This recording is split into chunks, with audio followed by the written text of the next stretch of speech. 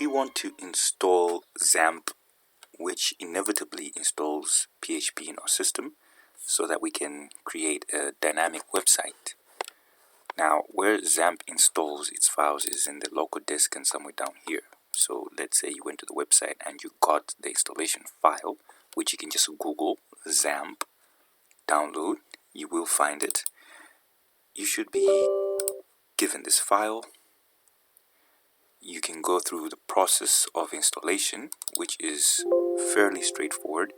Right here it's saying that the activated user accounts, which happens when your screen goes black and asks you to say yes or no to installation of a file, so you don't need to worry about that.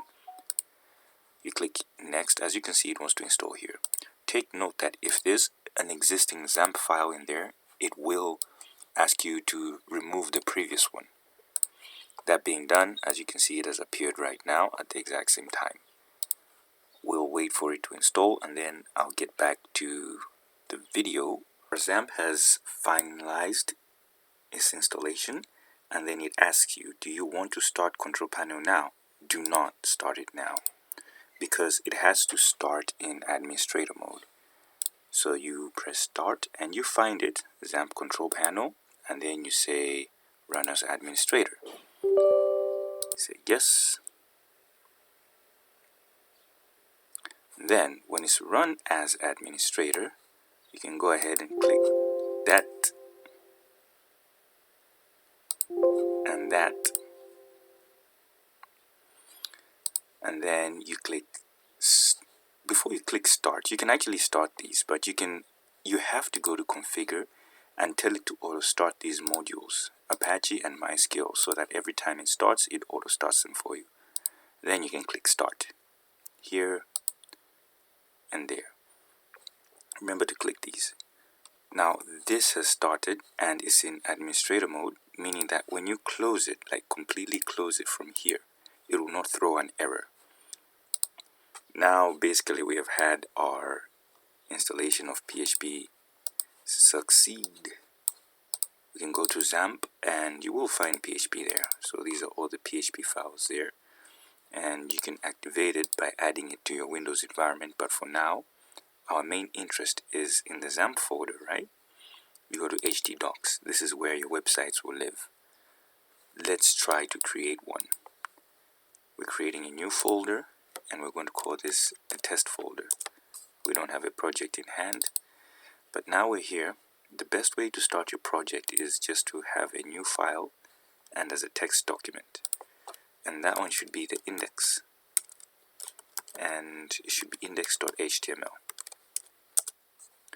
Now as you can see here, the icon hasn't really changed because it was supposed to.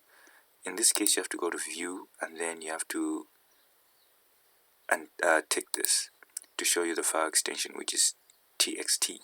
Alternatively, you can click file and change the view options so that you can show the file extension somewhere.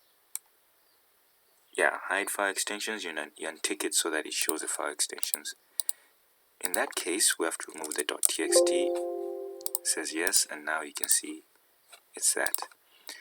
That being done, you can open your text editor. I have Visual Studio Code. You can drag and drop it there, and then now you can see it started as an HTML file. The first thing you can do to start your website is to press the shift button and 1 to bring the exclamation. When the exclamation shows, you press enter. And then now it's giving you a template for a Word for a web document. This here title document is a title that you see when the website is open in the tabs right here. It's supposed to be document. So I'm going to change it and call it test. I didn't mean to write twat. Anyway, you reset that, and then now it says test site. Now we can write something like h1 to have your h1 there and say welcome. Control S to save, Control R to refresh. We have a basic website here. We can keep going. You can write the basics. Now, when does the PHP stuff start happening? PHP happens when you put the opening bracket there. We call that lesson sign, question mark, PHP, and you close that. Now, this is how you basically write PHP. But then, as you can see here, there's an error here, right? Why? Because we're working in an HTML document. PHP does not run on an HTML document, it runs on a PHP file on a server.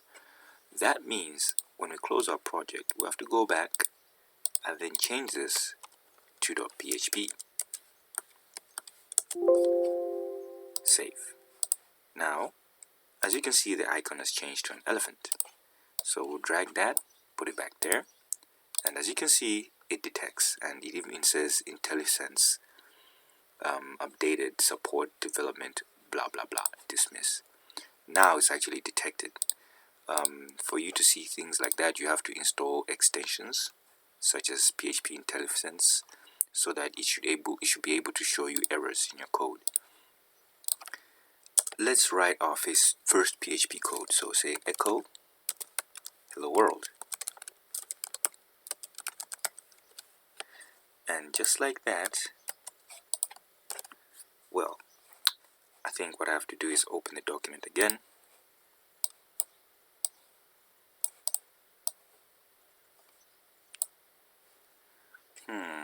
Would you look at that? It's now literally showing me the code. I wonder why.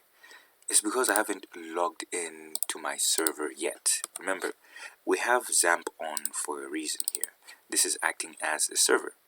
So we have to come here and type local host / the name of the folder where we save the website. So that's test.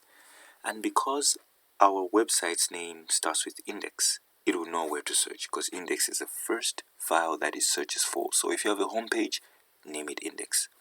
If your website starts with a login page, name it index. You click enter, and there we go.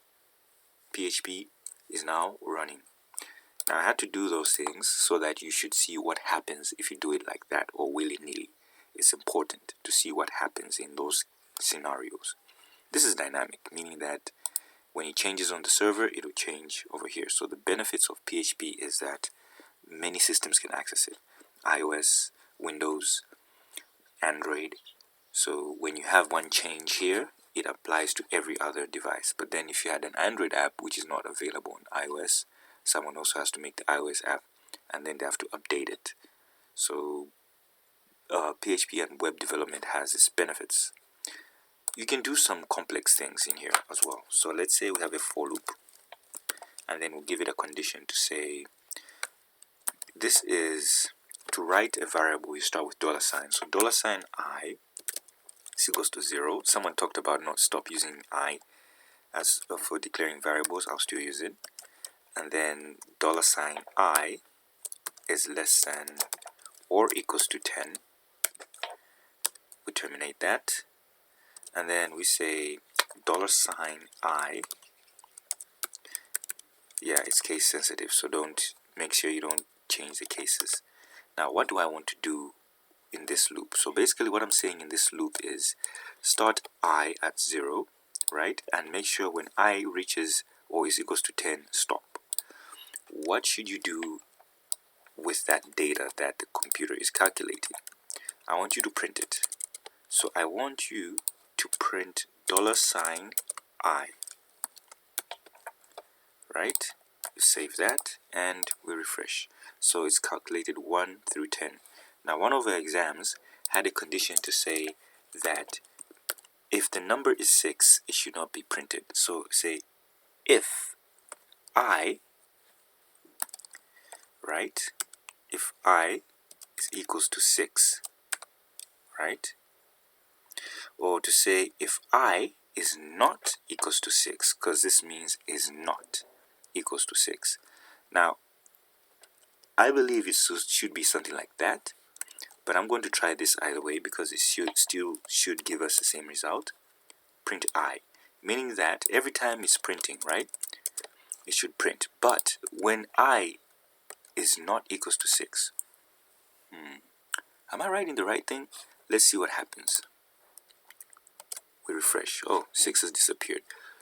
So it's basically to say that when it's not equals to 6, print everything else. But if it's equals to 6, don't print it. So we have skipped 6 and gone through everything else. So this is a way of making logic. Maybe you want to miss a certain bit of condition. Like let's say maybe you have your system is supposed to be able to do something at a specific time, and when that time expires, don't do it. Like maybe allow people to watch YouTube. When it reaches some specific time, don't give them access to YouTube. This is sort of same of the logic, but then we can also have a different example. So right now, this is where the PHP block is. So I've exited the PHP block, so I'm going to just break the line so that it skips the line whenever the data is being produced. And then I'm going to have a horizontal rule so that I can underline my text. I created a new tab. So that's the underline. From here, I want to do something similar. So what would the question? Print numbers 1 through 10, but skip 6. Now I want to do something similar, so I'll copy all that, paste it here, and say print numbers, not 1 because it started at 0, so I'll change this to 0. Print numbers 0 through 40, but each, through 40, while each number is divisible by 4. This was another question. Now, what we're going to do is fairly similar to this. We're basically just going to change our limit. So it's from 0 to 40, right?